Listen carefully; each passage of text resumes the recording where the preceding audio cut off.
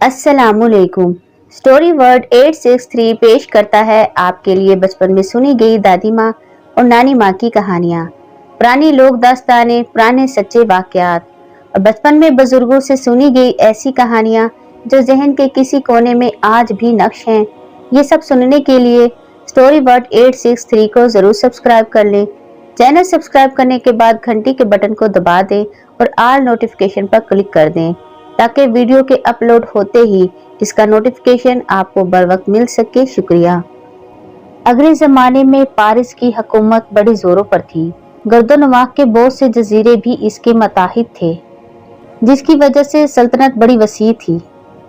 वहाँ का बादशाह बड़ा आदिल था, जिसके पास मालो जर बेशुमार था। तमाम रियाया बादशाह से बहुत खुश थी। इसकी सल्तनत का सब्जा गोया मौसम बहार की आगोश मौजूद था। इस बादशाह के दो बेटे थे। बड़े बेटे का नाम शहरयार और छोटे बेटे का नाम शाहजमान था। बाप की वफात के बाद शहजादे शहरयार ने अनान हुकूमत संभाली और छोटे भाई को बहुत सी फौजो खजाना देकर मुल्क ततार की हुकूमत दी।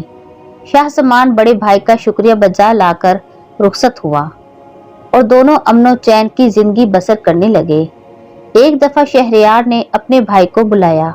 शाहजमान ने वजीर आजम को कारोबारी हुकूमत सौंपा और खुद भाई से मिलने के लिए सफर पर रवाना हुआ। रास्ते के पहले क़याम में काफी रात गुजरने के बाद किसी जरूरी काम के याद करने पर वापस आना पड़ा। चनाचा रात को दो मुलाजमान खास के हमरा चुपचाप महल में दाखिल हुआ।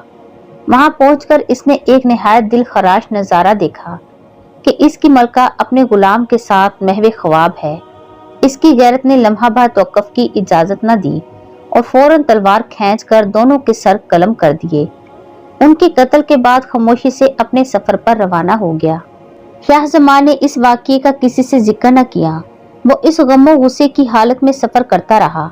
मलका की बदकारी का दिल पर इतना गहरा असर हुआ कि तबीयत हर वक्त मगमूम और उदास रहने लगी। अलकिस्सा तमाम रास्ता इसी रंजो आलम में कटा।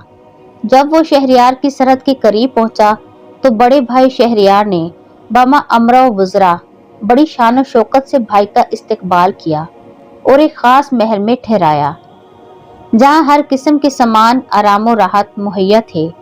बड़े भाई शहरयार ने बातों ही बातों में मलका शाहजमान की खैरियत दरियाफ्त की।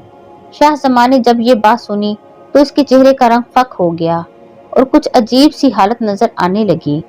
बड़े भाई ने ख्याल किया कि शायद मलका की याद सता रही है, लिहाजा ये सिलसिला गुफ्तगू यहीं खत्म कर दिया। कुछ दिनों के बाद शहरयार ने देखा कि शाहजमान की तबीयत बदस्तूर उदास है और जिंदगी की हर लज्जत बेकैफ नजर आती है। जब शहरयार अपने छोटे भाई को अजरदा देखता तो खुद ही शिकस्ता खातिर हो जाता। जब भाई से नसाजी तबीयत के मुतालिक दरियाफ्त करता तो शाहजमान इधर उधर की बातों में टाल देता। अगर शहरयार सैरो शिकार के लिए कहता तो वो कोई और बहाना कर देता। एक दिन शहरयार ने शाहजमान से कहा कि तुम आज मेरे साथ सैरो शिकार के लिए चलो, तुम्हें फरत हासिल होगी। लेकिन शाहजमान ने नसाजी तबीयत का उज़र पेश किया। नचार शहजादा शहरयार अपने मुसाहबीन के हमरा सैरो शिकार को रवाना हुआ। शाहजमान अपने कमरे के दरवाजे बंद करके चुपकर ऐसी जगह बैठ गया जहां से शहजादा शहरयार के बाग के चारों कोने साफ नजर आते।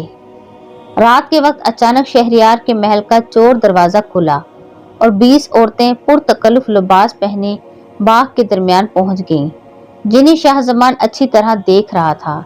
लेकिन शहजादा शाहजमान खुद ऐसी जगह बैठा हुआ था कि बाग से कोई शख्स इसे देख नहीं सकता था। इन सब औरतों में से 10 ने अपने लिबास उतार दिए। अब शाहजमान ने देखा जिन औरतों ने अपना लिबास उतारा है दरअसल वो हबशी मर्द हैं। फिर इन हबशियों ने पहचान कर एक एक औरत का हाथ पकड़ लिया कि इतने में मलका शहरयार भी बाग में दाखिल हुई और मसूद मसूद पुकारती हुई आगे बढ़ी।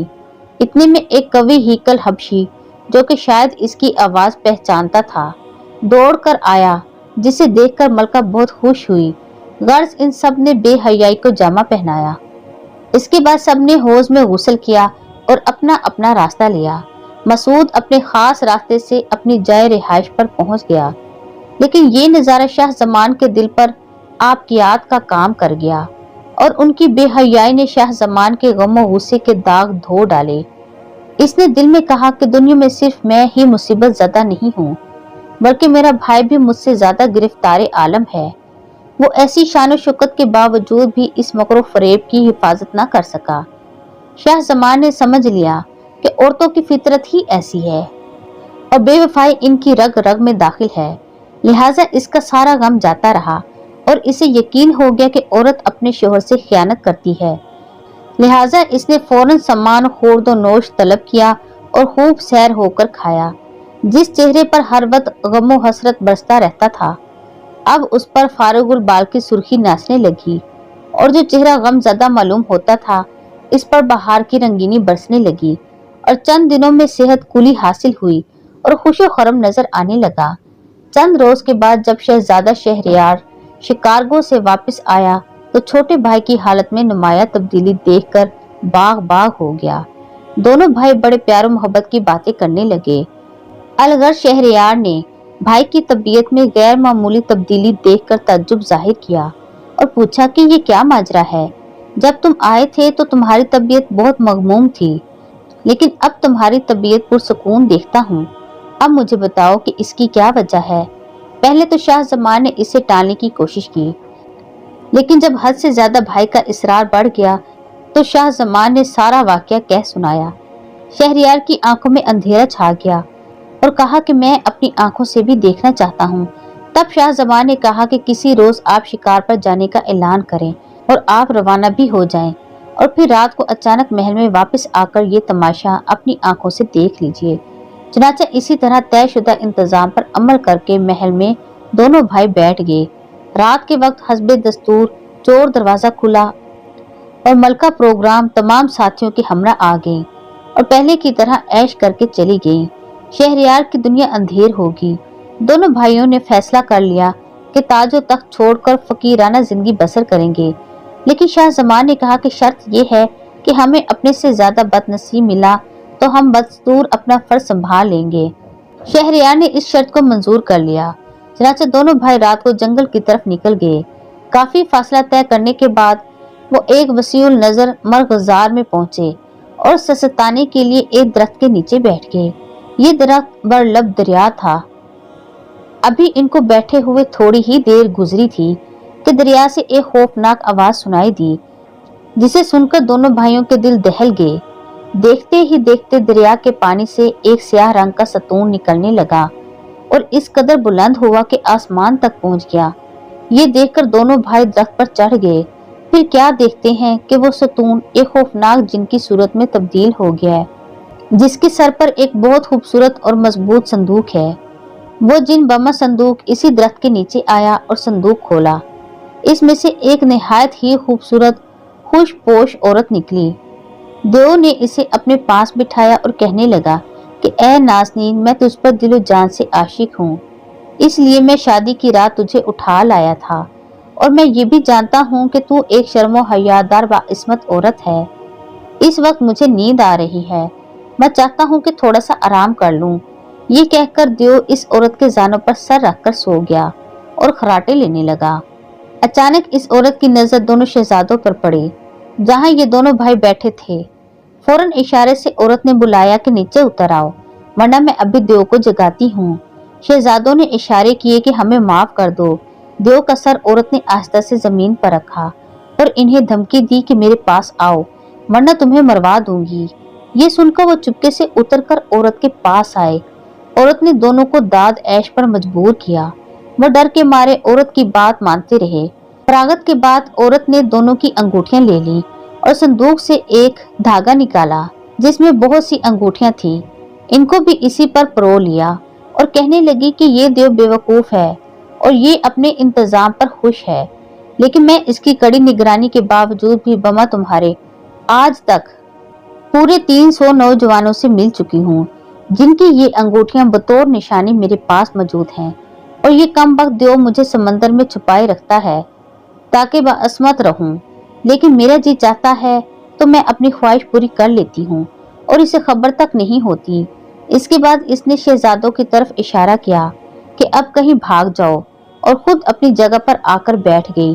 یہ واقعہ دیکھ کر شہزادے بہت حیران ہوئے اور حسب وعدہ یہ سوچ کر کہ اس دیو کی مصیبت ان سے زیادہ ہے، اپنے دارالحکومت کی طرف متوجہ ہوئے۔ شہریار نے محل میں آتے ہی ملکہ کو بما خواصوں کے قتل کر دیا اور آئندہ کے لیے عہد کر لیا کہ ہر شب کسی نئی عورت سے نکاح کرے گا اور باعث مکر و فریب صبح ہی اسے قتل کر دے گا۔ الغرض اس تجویز کے بعد شہریار نے شاہ زمان کو تحائف دے کر رخصت کیا اور اپنے فیصلے پر عمل کر کے چند روز میں اپنے اکابرین کی لڑکیوں کو یکے بعد دیگر ختم کرنے لگا۔ پھر رعایا کی لڑکیاں بھی اس ظلم کا شکار ہونے لگیں۔ بعض لوگ ملک چھوڑ کر بھاگ گئے۔ اس کے وزیر کی بھی 2 لڑکیاں تھیں جو کہ نہایت عقل مند ہونے کے علاوہ علم میں یکتائے زمانہ تھیں اور حسن میں بھی بے مثال تھیں۔ بڑی کا نام شہرزاد اور چھوٹی کا نام دینہ زار تھا۔ ایک دن شہرزاد نے اپنے باپ کو غمگین پا کر وجہ دریافت کی تو وزیر نے بادشاہ کا خیال اس پر ظاہر کیا۔